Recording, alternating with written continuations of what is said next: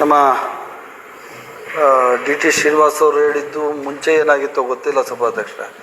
ಆದರೆ ಈಗ private layouts ಯಾವ್ದು ಮಾಡ್ತಾ ಇದ್ದಾರೆ ಸಿ ಎಸ್ ಸೈಟ್ಸ್ ಎಲ್ಲ ನಾವು ಫಸ್ಟು ರಿಲಿಕ್ವೆಸ್ಟ್ಮೆಂಟ್ ಡೀಡ್ ಮಾಡಿಸ್ಕೊಂಡ್ಬಿಡ್ತೀವಿ ಸಭಾಧ್ಯಕ್ಷರೇ. ಆಮೇಲೆ ಅವನಿಗೆ ಫೈನಲ್ ರಿಲೀಸ್ ಕೊಡೋದು. ಅವನ್ನೆಲ್ಲ ಸೈಟ್ಗಳು ಮಾಡಬೇಕು ಅಂದರೆ ಯಾವ ಸಿ ಎಸ್ ಸೈಟ್ಸ್ ಇದ್ದಾವೆ ಅವರೆಲ್ಲ ಮೂಡ ಅಲ್ಲೆಲ್ಲ ಇದ್ದವರು ಅವರಿದ್ದರು, ಮಾನ್ಯ ವಿಶ್ವನಾಥ್ ಸರ್ ಇದ್ದರು, ಇವರೆಲ್ಲ ಗೊತ್ತಿರ್ತದೆ ಸಭಾಧ್ಯಕ್ಷ. ಮುಂಚೆ ಗೊತ್ತಿಲ್ಲ ಸಭಾಧ್ಯಕ್ಷರೇ.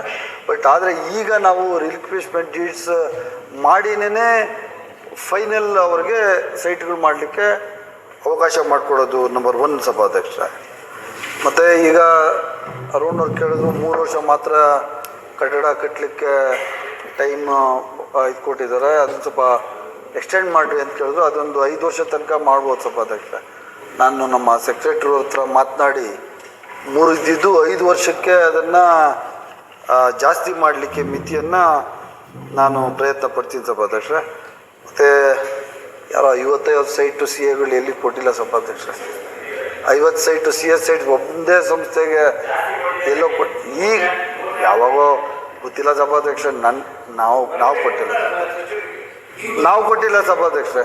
ಹಾಗೇನಾದರೂ ಇದ್ದರೆ ನಾನು ಎನ್ಕ್ವೈರಿ ಮಾಡ್ತೀನಿ ಸಭಾಧ್ಯಕ್ಷ. ಹಂಗೆಲ್ಲ ಕೊಟ್ಟಿದ್ರೆ ವಾಪಸ್ ತಗೊಳ್ಳೋ ಅಂಥ ಕೆಲಸಗಳನ್ನು ಹಿಂದೆ ಕೊಟ್ಟಿರ್ಬೇಕು ಸಭಾಧ್ಯಕ್ಷರೇ.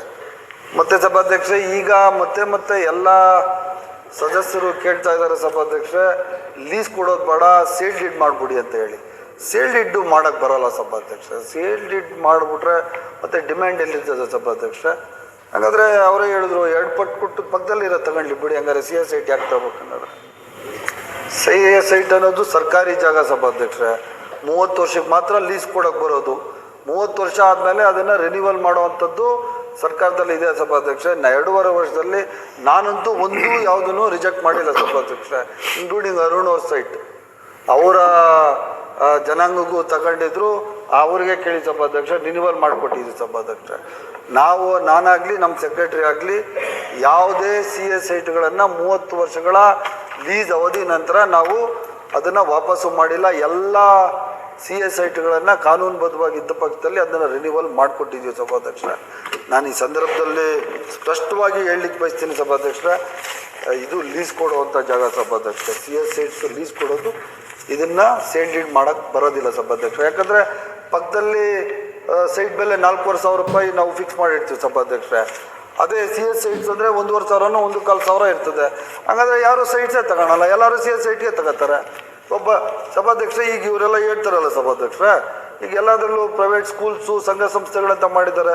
ಎಲ್ಲ ಫ್ರೀ ಸ್ಕೂಲ್ಸ್ ನಡೆಸ್ತಾವ್ರ, ಎಲ್ಲ ಫ್ರೀ ಹಾಸ್ಪಿಟಲ್ ನಡೆಸ್ತಾವ್ರ, ಎಲ್ಲ ಲಕ್ಷಾಂತರ ರೂಪಾಯಿ ಫೀಸ್ ತಗೊಳ್ತಾ ಇಲ್ವ ಸ್ಕೂಲ್ಸಲ್ಲಿ, ಎಲ್ಲ ಲಕ್ಷಾಂತರ ರೂಪಾಯಿ ಬಿಲ್ ಮಾಡ್ತಾ ಇಲ್ವಾ ಹಾಸ್ಪಿಟಲ್ಸಲ್ಲಿ, ಫ್ರೀ ಸರ್ವಿಸ್ ಕೊಡ್ತಾ ಇದ್ದಾರೆ ಎಲ್ಲರೂ.